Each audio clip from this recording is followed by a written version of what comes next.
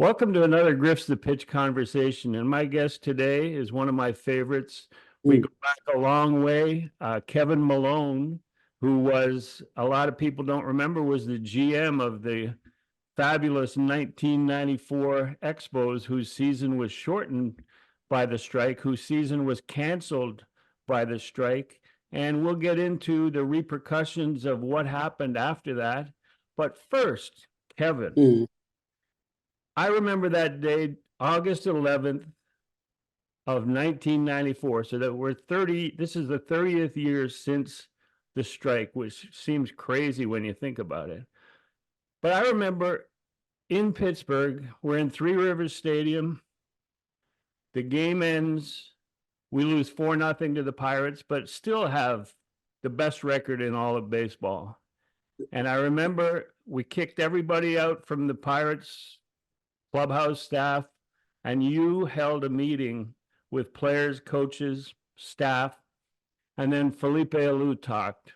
Can you recall what exactly the positive message that you had delivered to the players? Well, as you mentioned, Rich, we were 74-40, 34 games over 500, considered the best team in baseball. Everyone was thinking about the future, meaning we would play the Yankees in the World Series that year. Unfortunately, as you mentioned, the season was canceled. But that particular night, I think I remember being optimistic, Rich, that this was going to be a short, abbreviated postponement of the season.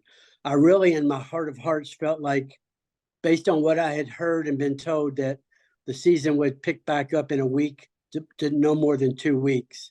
And I think I tried to express to the players, because we were the best team in baseball, stay positive, stay in shape, do what you need to do, and be ready to go in a day or two. But thinking it could be a week, maybe 2 weeks, but hopefully not. So some of the pitchers, I suggested, do what you need to do, throw bullpens. But unfortunately, everyone was optimistic and I think very positive that the strike would be completed and we would get back to finish the season and go on to win a world championship. But obviously that didn't happen, and just continued to go on and on after the first week, the second week.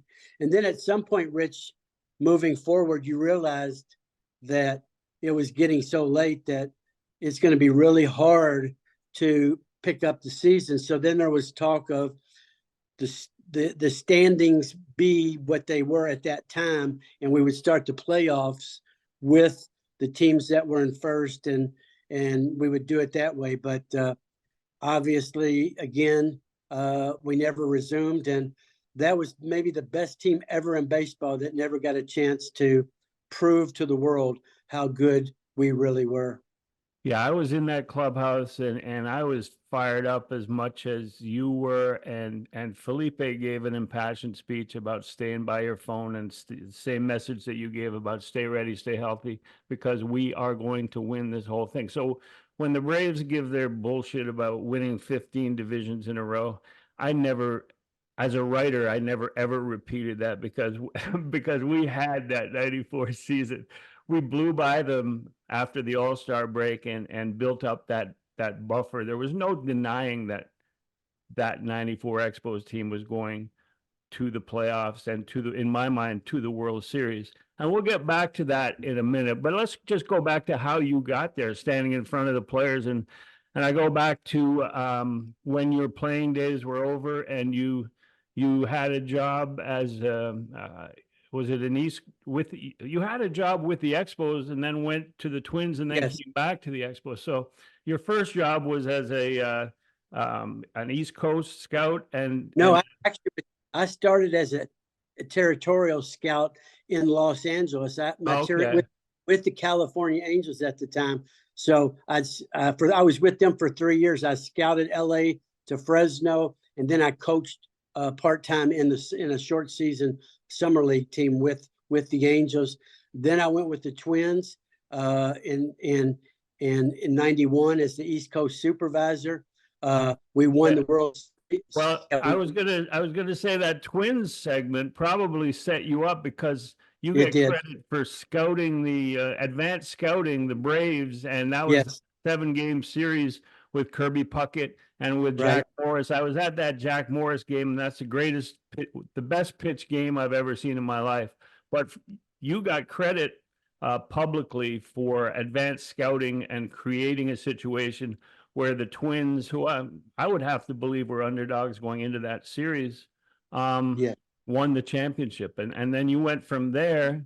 So like, what did that involve in terms of scouting the Braves Well, in what I did, advance of Rich, the World Series? I followed them the last 18 games of the season. So the last 2 weeks of the regular season into the playoffs, I would get to the ballpark early, watch batting practice, watch what they were working on. And then once they had won, the Braves had won the National League, and we, as the underdog, had won the American League, the Twins, I had put together it seemed like a 200-page scouting report on every tendency of every player, of Bobby Cox, the manager, the stadium, the way the ball would bounce off the stadium, every potential situation that I could think of or that I saw that I could prepare, our team, TK, Tom Kelly, and our team in preparation for playing the Braves in the World Series. So it was a very thick, with individual player reports, with team player reports on pitching, on hitting, on base running, on defense. And we won in 7 games, as you mentioned. Each game was a 1-run game. Jack Morris, I believe, won 3 games of that World Series, 3 out of 7. Kirby Puckett made a saving home run catch over the fence that won us one of the games. So that kind of positioned me. And then after that, Dan Duquette called and said, "Hey, I'd like you to be my scouting director." He was the general manager of the Expos at the time. This was 92. So 92 and 93, I was in as the scouting director and kind of Dan's assistant, helping him out. We were able to trade for Pedro Martinez, which was a great trade for Delano DeShields. And then Dan left after the 93 season, went to Boston, and Claude Brochu actually asked me out to play golf down in West Palm Beach, Florida. We were playing golf, and he asked me if I would be the general manager of the team and take over for Duquette. So I became the GM in 94. And so I Duquette left remember, the team. Huh? I remember in my office at Olympic Stadium, and we were just back in, I forget the exact timing of it, but you had just been named GM and you were in your office, and you came into my office, and you probably don't remember this, but it stuck with me. You said, Rich, I haven't even sat down in my chair and already I got a phone call asking me if I wanted a job. And it was crazy because to me, the Expos organization, operating on a small budget, had just turned out Dave Dombrowski. Dan Duquette had gone elsewhere, and then you became GM, and that organization was filled with future GMs.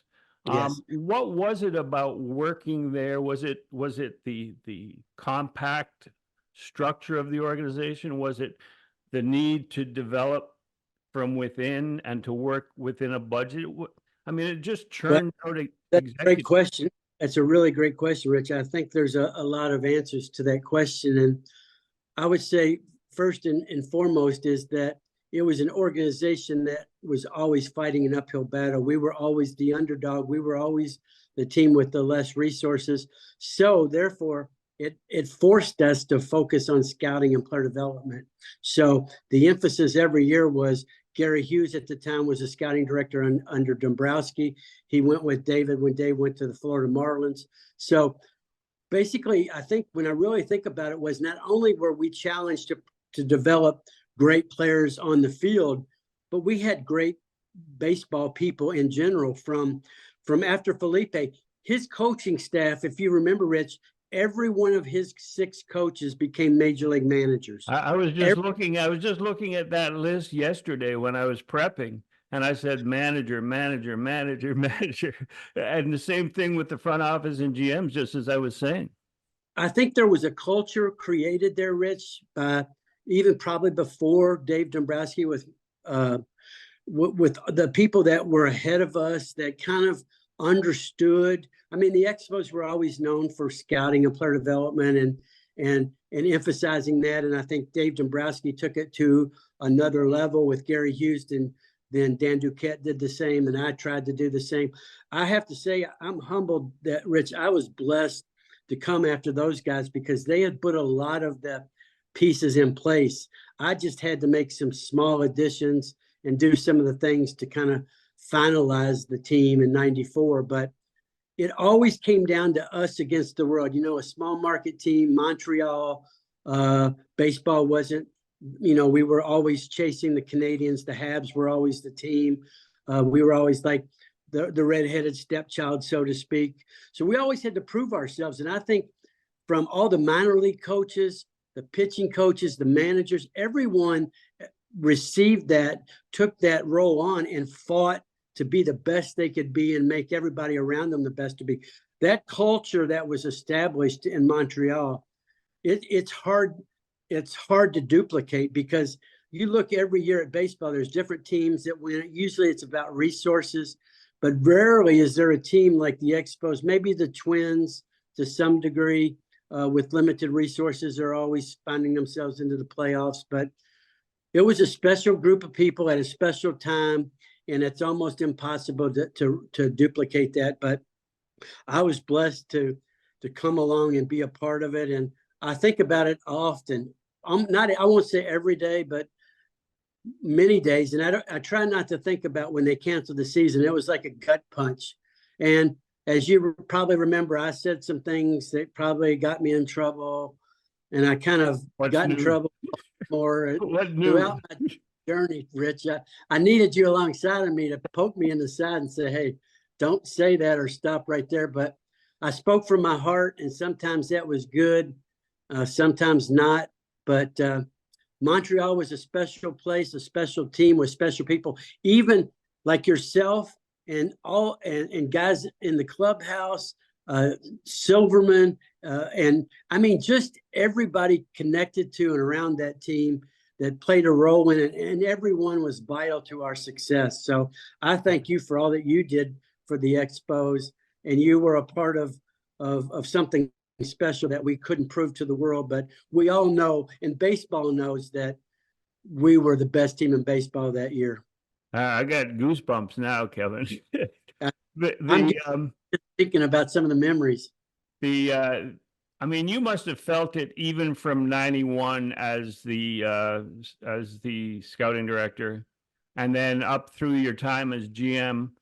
It always seemed, from looking from the outside, that it was a collegial pro baseball system where you had your freshman, sophomore, junior, senior, and by the time they got to the last year of arbitration, it was time to trade them. So did you always get the feeling, as a part of an integral part of that front office team, that other clubs and other GMs were trying to bully you into making a move, knowing the restrictions that the club was operating under? Yes. Yeah, we knew that a lot of teams kind of targeted us and realized, because of limited resources, at some point we were going to have to trade our best players. You know, we actually understood it, as you suggested. We looked at it as a cyclical approach, that we wanted to win every year, and we tried to win every year, but we knew that we tried to build the team to win every third and fourth year. As you said, we had to bring up young players, our rookies, our second year guys, get them ready, and hopefully win their third season or their fourth season. So it was always this cyclical approach, like, who do we have in the farm system? Who can replace who? If we have to trade somebody, who do we have ready to go? And because of Dombrowski and Duquette, we always had players ready to go, that we were maybe going to lose something in experience, but we always felt like we had the talent in the minor leagues, and we always pretty much did. Yeah, we had to stay focused in that way, Rich. We knew we weren't like the Yankees or the Dodgers or the teams that felt like they could win it every year because they could go out and buy a free agent or make a trade because they had the money or they had the opportunity to do so. We knew that we were gonna be behind the 8 ball, so to speak, a couple of years, but we knew that third or fourth year, and hopefully the fifth year and sixth year, we could keep our players. And that's what happened. That's what was 94. We hit it. It all came together in 94. And, you know, after the 94 season, Rich, if you remember 95 in spring training, Claude Brochu told me, based on the ownership group, that I had to trade, or I had to let Larry Walker go to free agency, one of the best players in the game. I had to trade Marquise Grissom, and unfortunately I traded him to the Braves. He won a World Series the next year in Atlanta.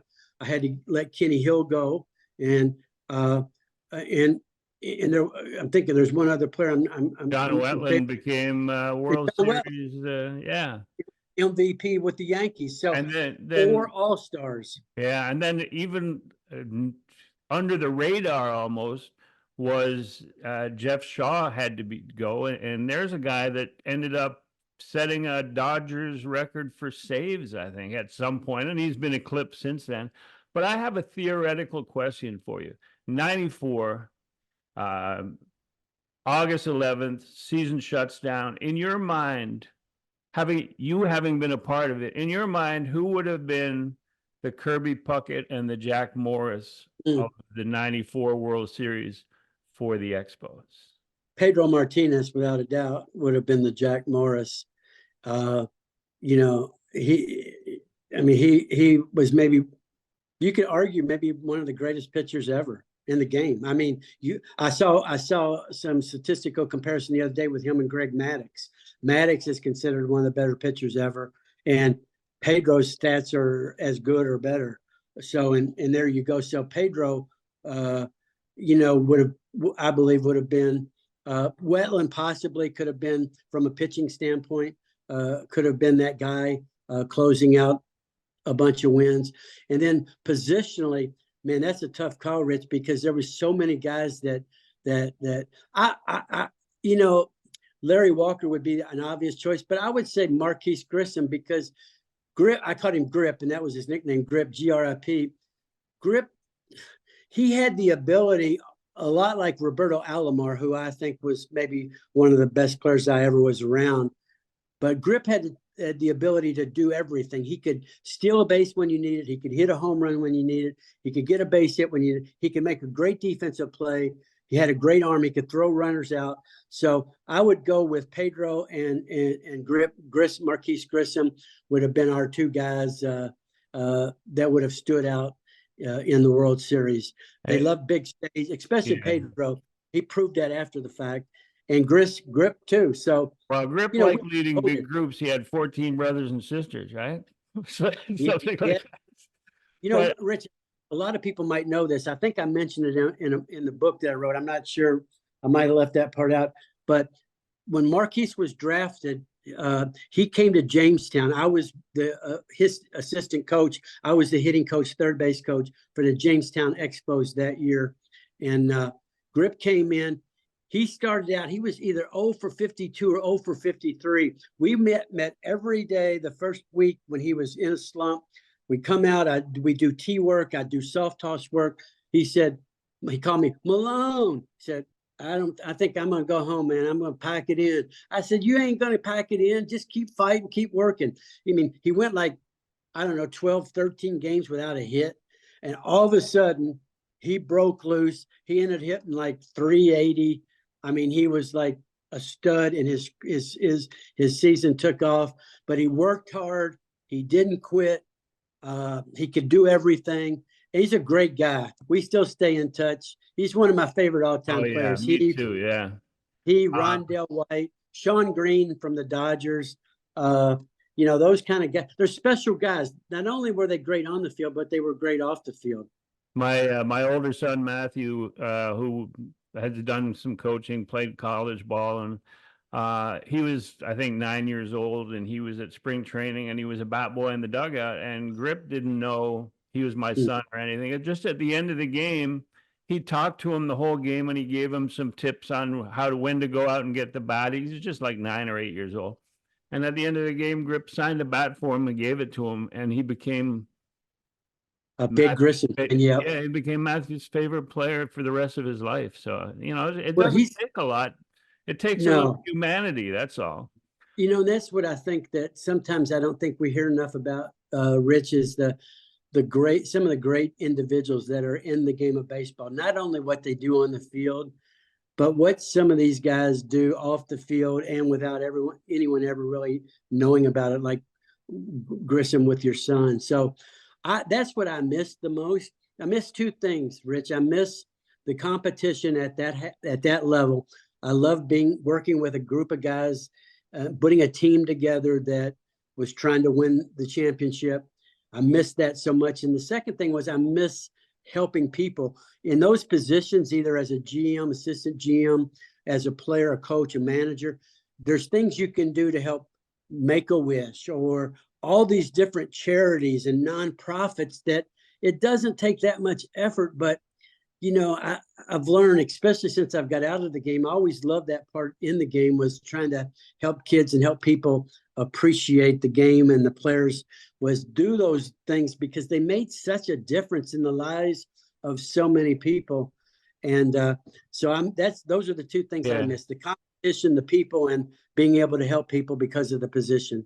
And Kevin, I've noticed it, and you weren't that long in Montreal in that organization, but it made a huge impact. And everywhere I go in baseball, I was 22 years with the Expos, and then I've been 30 years since then, covering the Blue Jays and then working for the Blue Jays and now doing Griff's the Pitch and Exit Philosophy, which is my podcast.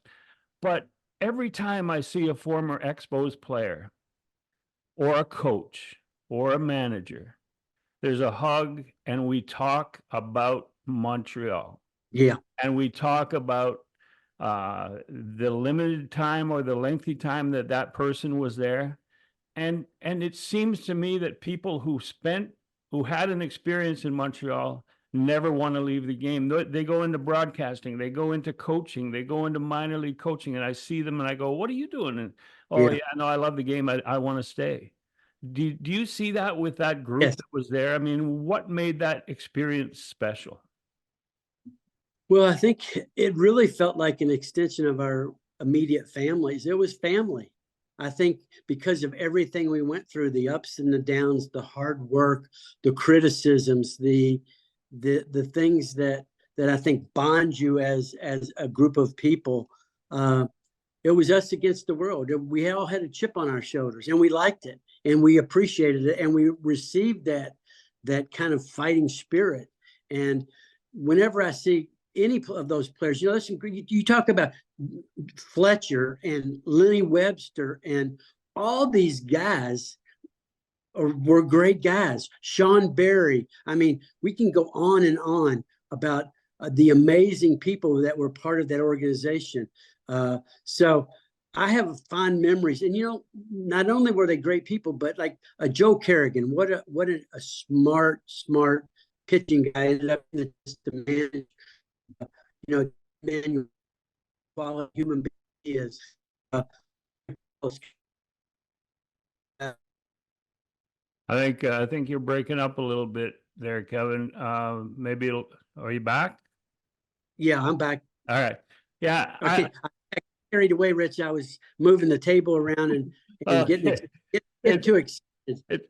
Just one anecdote about that is like, well, I was in the middle of my Toronto Star career covering baseball. I was at another World Series, and Pedro was at the head table in the interview room, and there was like 300 people in the room asking questions. And he talked about his experiences and what got him to that room. And I put up my hand in the back of the room, and there's 300 people there. And he hadn't been in Montreal in like 10 years. And he goes, "Mr. Griffin." And everybody's head snaps around. Like, what the hell is that? But that was part of the experience because Moises called me Mr. Griffin. And every time I see Felipe, he goes, "Mr. Griffin, how are you?" And I just got that 94 team before we leave the 94 team. There's three things about that team that strike me. You look at the outfield statistics in Baseball Reference, the three outfielders, it looks like they played a full 162 game season. Those numbers are so good. it looks like this could have been over the course of 162. It was over the course of 108, which to me, and all three guys, Moises, Marquise, and Larry Walker, that's crazy. That's one thing that strikes me. A second thing is the number of people in the bullpen Uh, behind Wetland Wetland, Shaw, who went Rojas. on to become closers. Yeah, all those guys. Henry, Scott. There was so many guys in there that were special. That I mean, it's really hard when you think about it, how good we really were. And I mean, I know people think we embellish a little bit, but we're not embellishing at all. I mean, every role in the bullpen, the starters, the guys coming off the bench, everybody was significant in their own positions. And Felipe did a great job in managing them, using them the right way. We had fun in the clubhouse. Larry Walker he's a unique guy. I mean, he's a Hall of Famer, but Larry was kind of marching to his own drummer, but and Mike Lansing was a beauty, a piece of work as well. Those were the two kind of rebels, so to speak. But Walker, what a great player, Hall of Famer. Lansing, I mean, the whole team, and I can remember so many different memories, and I'm just grateful that I was part of that, Rich. And again, as you mentioned, I think people really need to realize that to have a team like that and to have success like that, it's guys in the clubhouse guys, it's the traveling secretary, it's you, people in charge of PR and communications, and people in the front office, and it was just everybody was united. Roger Brulot, I can't even say his name. He and I didn't always see eye to eye, but he was a unique part of that team. And I know a lot of people are disappointed in Claude Brochu, and I mean, Claude was a really good man, and I think he was put in a really tough place. I don't blame that sale and then the future relocation of the Expos out of Montreal his fault. There was the money people behind him. They didn't understand. They didn't really care about baseball. If we'd have had the right ownership, and that would include Claude Brochu, he was fine. But with just Sam Eltis, Mark Rutenberg, two crazy part owners that love baseball.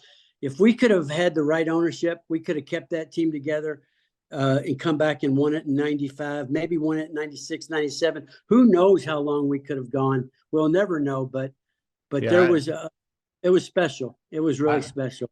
I remember sitting in the stands in West Palm Beach, and I was writing it. I just started with the Star, and I'd driven over to check out my Expos, and I sat in the stands with Claude, and the strike was still on. They were playing replacement players, and I said, or he said to me, if we do not get full revenue sharing, that signals the beginning of the end for this franchise. And so he said it right there. And then Judge Sotomayor, who's now on the Supreme Court, made a decision on the eve of opening day, and spring training started for the major league guys. And I guess that's exactly the moment when the ball started rolling for you in terms of getting rid of players. You went over it earlier.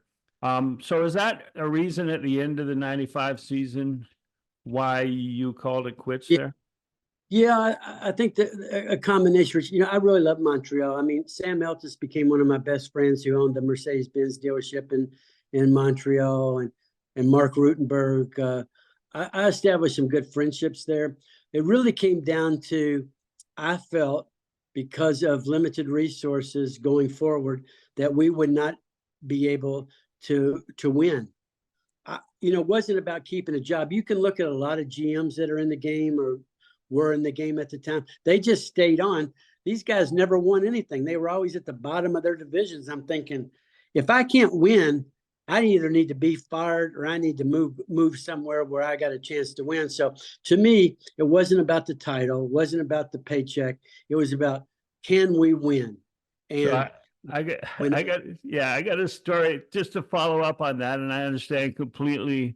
I don't think anyone would ever hold it against you for wanting to win that badly, especially when we were just coming off a season where we were going to win. Yeah.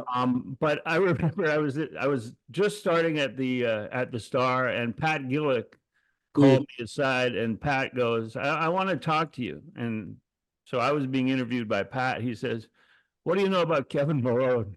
I said, yeah, Kevin. He said, yeah, I'm thinking of hiring him in Baltimore. I said, well, I'll tell you one thing, he'll do media for you. And Pat said, I'm going to hire him. Pat, that was a great experience, Rich, for me. I've been blessed. I was around Duquette, who taught me a lot. And then Hall of Fame GM Pat Gillick. Pat brought me on board, and he basically said, we're co-GMs. You can make trades. Just let me know before you announce it. And we traveled together because his wife, Doris, was in Toronto. My wife, Marilyn, was in West Palm Beach. So we were like alone without our families a lot.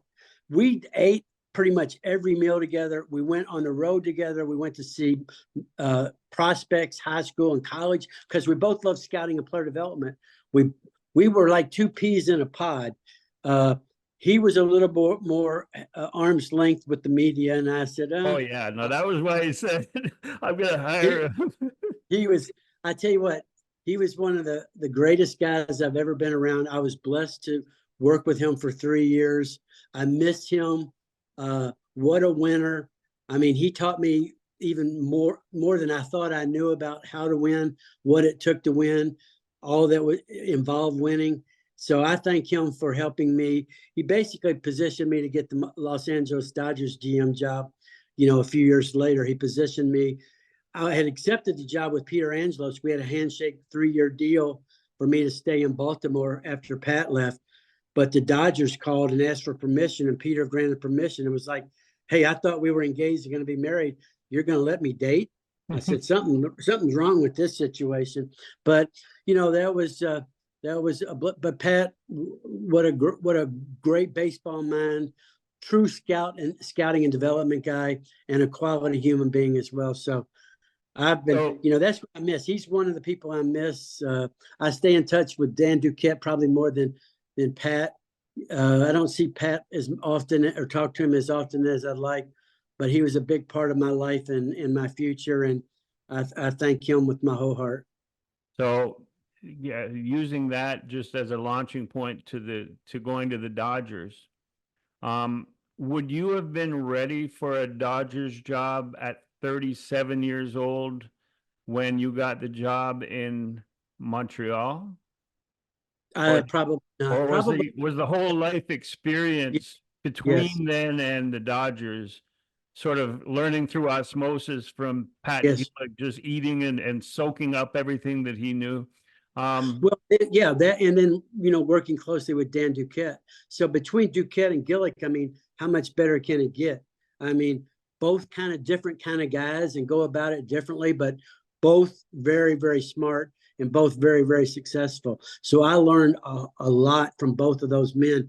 No, if I'd have showed up in Montreal, without the 2 years of Dan's kind of scouting director, assistant GM, without the title, learning from him how he used analytics, how he approached the game, how he looked at players, and then with Pat's ability to really get to know the person before you made a long-term commitment through a contract.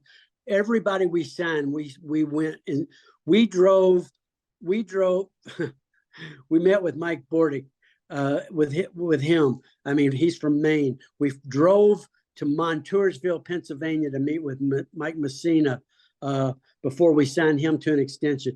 We would meet and get to know them as people. So I think from an analytical standpoint, Duquette taught me more about the analytics and the sabermetrics and all that. But then I think Pat taught me more about scouting from a personal, heartfelt, instinctual. So I had two of the best. So no, I wouldn't. I mean, I didn't last that long in LA anyway, Rich. I probably wouldn't have made it through the year. I think Montreal was a good place, and Baltimore for me to kind of learn how to do things and and I think it helped me in LA. I was a little brash, as you can remember. I'll say that Yes. tongue. But I spoke from my Uppercase heart. B brash, yeah. Some people liked it because they knew I was going to tell them the truth, or at least what I felt in my heart was the truth. And I didn't sugarcoat things. And if you don't want the truth, then you need to get somebody else. But interesting enough, I think those years in Montreal and in Baltimore prepared me for LA. Still not the prayer. That's a different animal. New Yeah, York and LA are different yeah. animals. I'm gonna the next question or conversation point is you go from Montreal, where during the strike, during when everything was shut down, Bill Stoneman told me, we could play a season right now with what I've done, not draw anybody and break even. That's what he told me. And I believed him. I was still working there. I believed him. So to go from that to the unlimited or seemingly unlimited Dodgers budget, I mean, it would seem easier, but I would guess that it's not. Great question. Great question. It's almost like comparing apples and oranges. Montreal was much harder because you couldn't make a mistake. You couldn't cover up your mistakes. So you had limited resources. You had to develop players and bring them up to control your payroll. In LA and Baltimore to some degree, pretty much the same as far as resources. If you had a hole in your lineup, or if somebody got hurt, or if a prospect didn't pan out, you could go and trade, or in the offseason sign a big free agent. We couldn't really afford to do that in Montreal. So that from that perspective, you knew that you had kind of second chances, so to speak, with the big market clubs. If somebody failed, somebody got hurt, you had options. But what was hard about LA is the expectations there were like, you need to win every game. You need to win the NL West. You need to win a National League championship. And then you need to, if you don't win, you're a failure. And unfortunately, when I came into LA, they had fallen behind in scouting, player development. They had some rookies of the year, so they had some good individual players, but they had kind of drifted away from the Dodger kind of approach for all those years. And they hadn't won a world championship in 10 years. I got there at the end of 98. They hadn't won since 88, the miracle year with Kirk Gibson hitting the home run and all that crazy stuff. But the pressure from the media, the pressure from the fans, it was a different level of pressure. I mean, but here's the thing, Rich. When I was in Montreal, I was confident, knew we were going to win. I knew how we had built the team. I followed Dombrowski. I followed Duquette. I know what they had done. I knew we had the right coaches in the minor leagues, the major leagues. Baltimore with Pat Gillick, we had put it in place quickly. He had made some key trades, brought in David Wells. We got a jump on it, and we were really good from the get-go. When I got to LA, that team wasn't very good. I'm sorry to say, right-handed dominant. They had a lot of names, but if you really look back at them, they weren't a very good team. So I had to make a lot of changes quickly because I had to win quick or I was going to be out of there. So I was out of there anyway pretty quick after 3 years, but I needed to start to kind of rebuild from within. I need to restore the kind of the image, and I had to go back to scouting and player development, and that takes time to revamp the scouting and the player development. And so the pressure was different. I had to win quick, and I knew I didn't have much time because the pressure was on. I kind of liked that in a weird kind of a way, but I didn't get it done. Yeah, it's funny because what you're describing is in a different way is what is happening in Toronto. I mean, think of this. The Jays are struggling. They're 2 games under 500 as we speak. They put $360 million of renovations into the stadium, haven't even opened the private clubs and everything. the pressure is there. They have to win because they've sunk so much money. You're never going to see a rebuild here because they can't afford to. The fans will not put up with it. And it sounds like that's the kind of pressure. And to me, Fred Clare is the kind of GM. He's smooth and slick, and you're like the Jed Clampett coming in, Exactly. from Well, Louisville. he had been there a long time, so he's a former PR Oh yeah, communicator. yeah. He already One had of those us. relationships. He's one of me. Here I am riding in. I'm the knight on the white horse. I'm riding in. You're the new sheriff.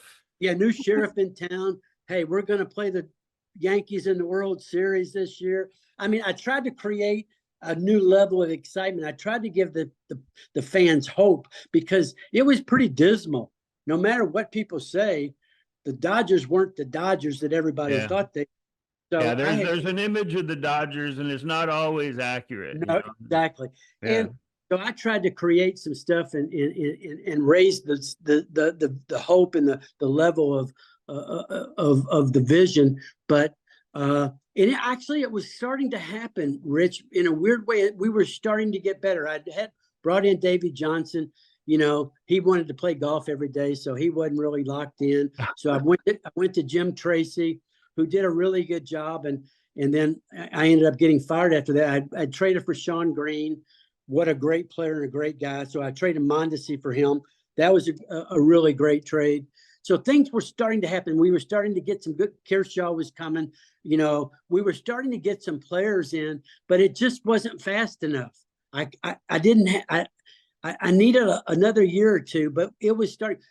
The owner gave me a $50,000 bonus at the end of the season. I mean, in the off season, because he thought I was doing a great job. And then a week into the season, 2 weeks into the season, he fires me. I mean, come on. But anyway, He asked for the 50,000 back. I know I asked for more. Just wrapping up the Dodger experience, which we're here and we talked about the Montreal experience, which still gives me goosebumps. But like you talked earlier in our conversation about the passion that you have about everything you bring to the table, and to me, I've been in ballparks, and the excuse the Dodgers gave is that you got into a shouting match with a heckler of Gary Sheffield, and I've seen incidents with ball players and fans where fans are completely out of line. It crosses the line into personal and sometimes racial, and I don't blame you for what you did, but it seems like it was an excuse that the Dodgers jumped on to make a change. Yeah, the owner was yeah. Bob Rich. He was looking for a reason because I took Sheffield's side. So here, what happened was that Sheffield wanted a contract extension. So we were in spring training of that year of 2001. And I brought Sheffield into my office, and I brought Bob Daly, the owner, into my office. And I said, hey, you two guys, we need to figure this out. And and they're cussing at each other and yelling at each other. And I said, hey, for us to have a championship team and have the season, Bob Daly, you need to get along with Chef, you need, and it got so bad so that, I can't remember, Sheffield or Daly got up and walked out. So basically I took Sheffield's position. I said, Bob, because Bob said to me, get rid of him, trade him. He can't be on. I said, Bob, he's the best right-handed hitter in baseball, maybe in the National League. We can't win without this guy. I mean, look at his numbers and look at this guy. He can carry a team by himself. I said, he just needs to be, he wants an extension. So I said, but he said, no, get rid of him. So I didn't get rid of him. And I actually told Bob, and this way not the right thing to say is, hey, if you want to trade him, you trade him. I'm not trading him. He's not what's best for the team. It's not what's best for the team or the fans. We can't win without him. I'm here to win. You wanted me to get rid of one of the best players in the game, a perennial all-star, the best right-handed bat in the league? Sorry, I can't do it. So I said, because you guys were in a pissing contest, I don't really care who can piss the farthest. I'm going with the best player. So he started looking for my replacement. I'd heard about it. So that was just an excuse. Yeah. I didn't raise my voice to the fan. You should have. I should, that everybody remembers I used to fight when I was a kid in high school and college. I used to like to fight. I should have grabbed him, popped him one, Rich, and give him something. That's your Louisville upbringing, right? Yes, sir. You had to fight. I mean, fight your way around. Yes, sir. That's right. But it was, I thank Bob Daly. We were really close prior to that. I mean, I like to be close to the people I'm working with. I like to know them, and I like to help them, and I like to do life with people, and I enjoy life. I try to, and it just didn't work out. It wasn't meant to be. I wasn't being a very good husband or father at the time. I was a workaholic, and getting fired allowed me to be the best husband I could be and become the best father I could be. So I am grateful to God for giving me the opportunity. It's hard to believe that I would say it was a blessing to be fired, but it was for my family's sake. And because I was a workaholic, I was never home. I was always working. Before we get into your post-career life, just wrapping up on the Expos portion of it. Felipe Alou. Felipe was spiritual. Felipe was philosophical before it became popular. What did you see in Felipe? Did you love him? Yes. Well, we were, as like you said, spiritual. We were both, what people would say were Jesus freaks, born again Christians, evangelicals, whatever the world's calling us these days. I don't really know. We just had a strong faith in God and in Jesus Christ.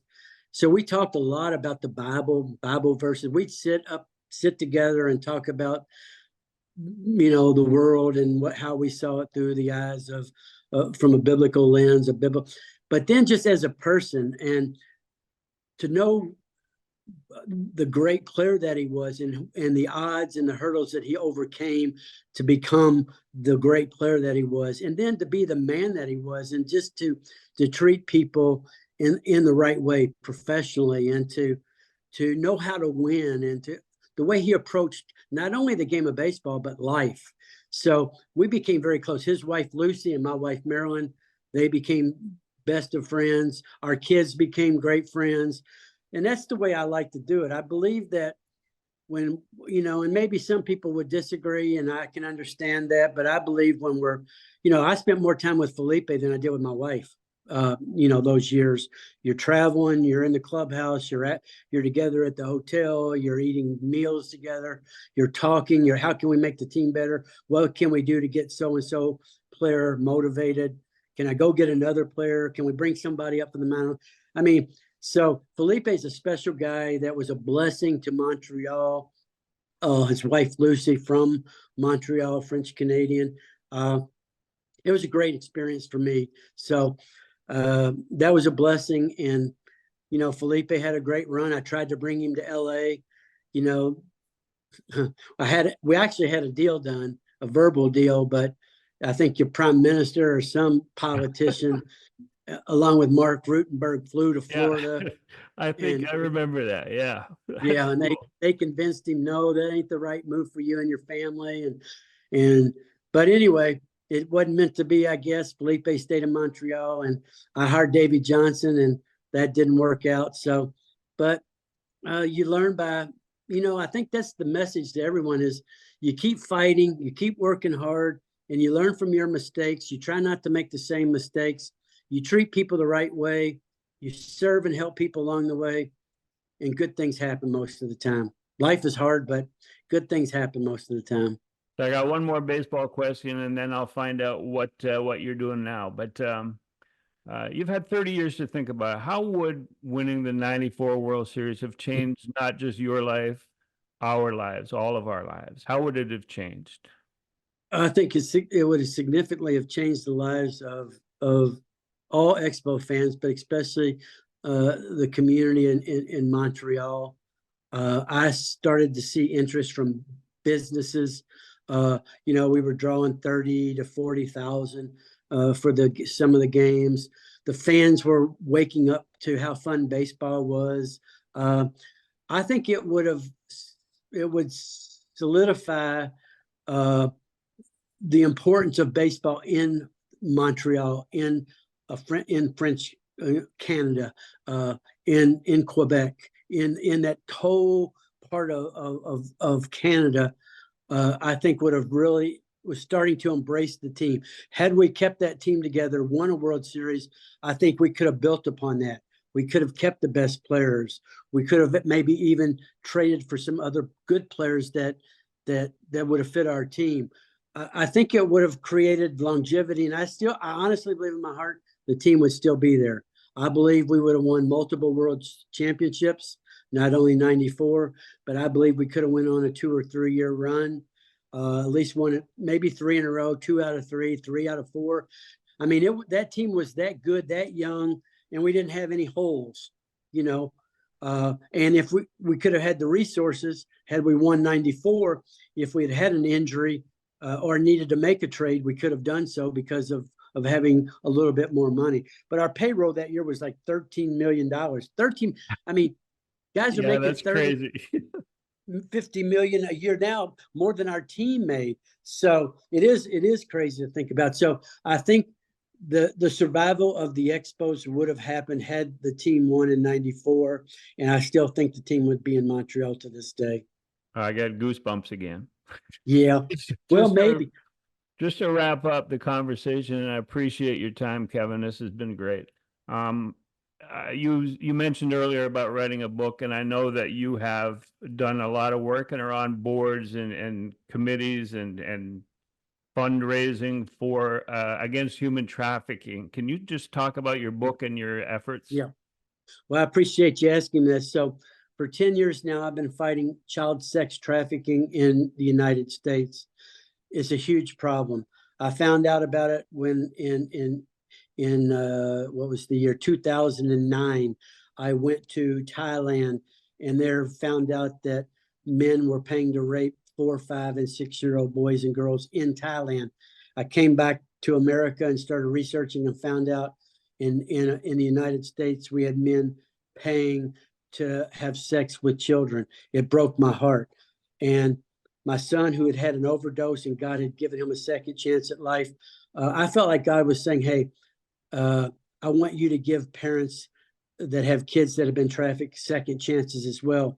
So for the last 10 years, I've focused full time on one, making people aware of the problem, what it looks like, what is child sex trafficking, who are predators, how do they groom kids, how should kids be prepared and know what to look for. So one was making people aware. Two was working with rescue groups. I have people, former covert ops, people in law enforcement that can go rescue kids that are being sold for sex by predators, by pedophiles, by traffickers, by pimps.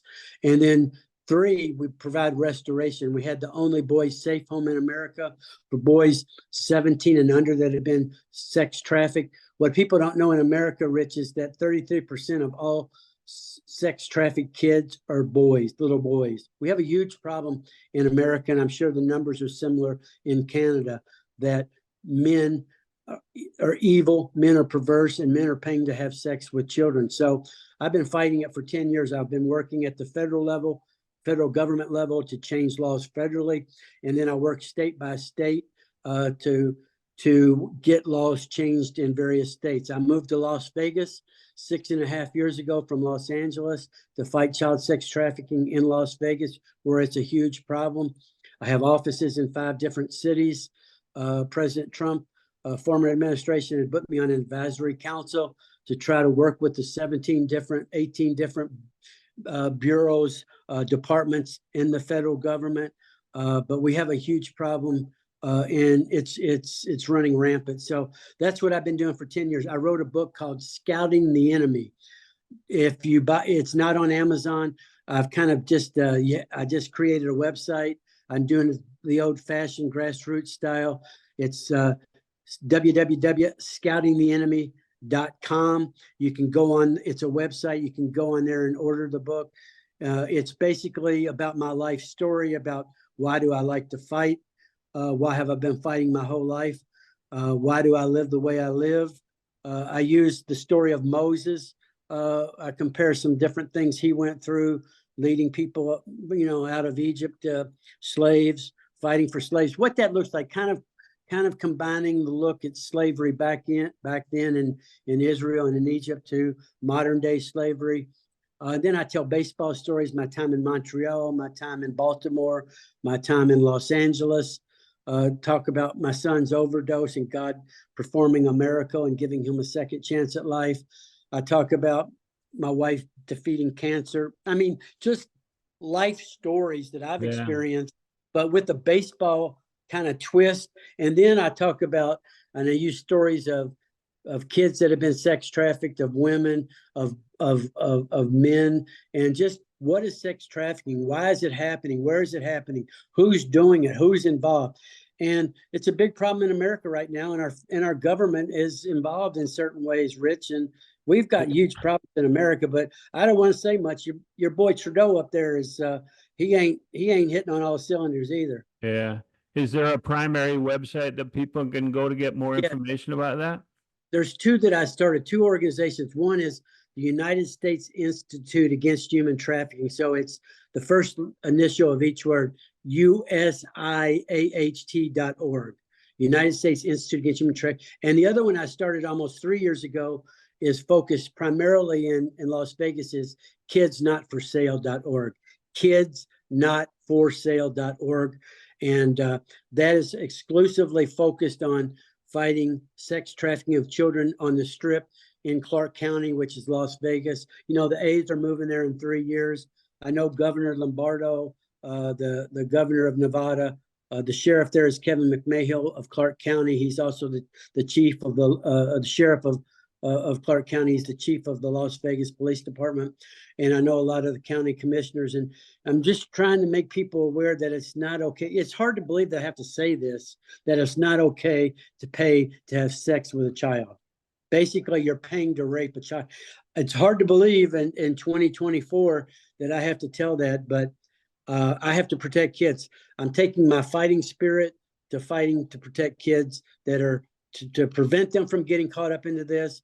And if they are caught up, to be rescued. And once rescued, fighting for them to be restored and to have a chance at living a normal life as possible.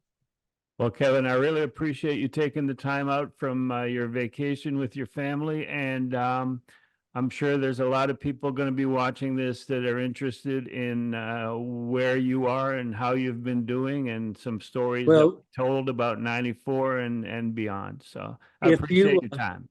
You can let all the Expo fans and people that love Montreal, I miss it. I loved it there. It was a great experience. You can tell Mr. Shapiro that if he needs me to come out of retirement to help him fix the Blue Jays, there's a price for everything. I can turn that organization around, Rich, so you can put the word out. I believe it. I would fight for it. I would, but I respect the Blue Jays. Oh, one last question. I know in LA, they're excited about Biggio coming. I know he's not much with the bat, but they think he can be a quality role player. Any words for the fans of the Dodgers on the role Biggio can play? Yeah, he plays 4 different positions, plays them well defensively, and is a keen knowledge of the strike zone, and sometimes takes too many pitches and some of them off the plate that he sees as 3 inches off the plate. And we know umpires sometimes don't see it the same way, but he's a very patient hitter. And in my 4 years of working with the Blue Jays, was one of my top 5 guys to deal with on a personal basis. So he's a prince of a guy, and he does have abilities, so they should stay patient with him. Really good about that makeup, which is what made us great in Montreal. The makeup, we look for the intangibles, what type of person, the work ethic, the passion, the desire to win, all those things. So the Dodgers are really good about adding those pieces, and it sounds like he's going to fit well into that clubhouse. Yeah, he'll fit, and I guess with Mookie going down, maybe they'll be shifting people around, and he'll get a chance. He plays right field, first base, third base, and second base all quite well. Well, welcome to LA, Mr. Biggio, and Rich, I look forward to seeing you down the road. Thanks for having me on your show. All right. And until the Blue Jays, you got my number if they want to get back to the top of the division. I'll become an advocate, Kevin. I need an agent, Rich. Thanks. We'll talk to you later. I appreciate it. Thank you, Rich. Bye-bye. All right. Thank you.